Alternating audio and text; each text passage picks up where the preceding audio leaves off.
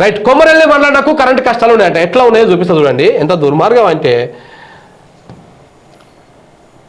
ఇక చూడండి మన కరెంటు కష్టాలు, నీటి కోతలు ఎట్లా ఉన్నాయంటే చూడండి.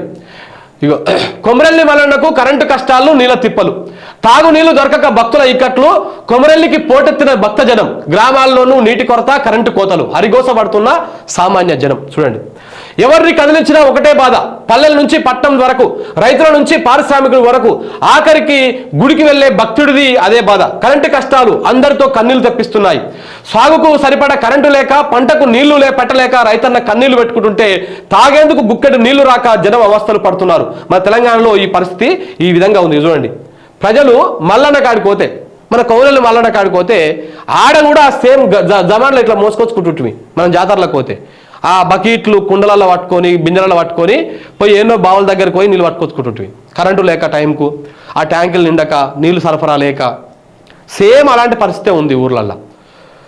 నాకెందుకు హైదరాబాద్లో ఉన్నటువంటి చాలా విల్లాలలో కొంతమంది మనకు తెలిసిన వాళ్ళు ఉంటారు. ఆ విల్లాస్లో కూడా మెయింటెనెన్స్ పేరుతో రోజు 2 గంటలు కరెంట్ కట్ చేస్తూ ఉన్నారు. ప్రతి దగ్గర పోతుంది. ఏమంటే మెయింటెనెన్స్ అంటున్నారు. మెయింటెనెన్స్ అంటే ఒక్కరోజు ఉంటుంది మెయింటెనెన్స్, కానీ రోజు ఉంటుంది కదా. ప్రతిరోజు ప్రతి ప్రాంతంలో మెయింటెనెన్స్ ఉంటుందా? ఏదో ఒక పేరు చెప్పాలి. ఇప్పుడు ఎండాకాలం ఇంకా చురువు కాకముందుకే వీళ్ళు ఈ డ్రామాలు స్టార్ట్ చేసిరు. రేపు ఎండాకాలం స్టార్ట్ అయితే మీరు పల్లెలకు పోండి, ప్రతిరోజు పవర్ కట్స్ ఉన్నాయి. బావుల కాడికి అయితే పొద్దుగాల పూట 2 గంటలు, మధ్యాహ్నం పూట 2 గంటలు పవర్ కట్ చేస్తూ ఉన్నారు.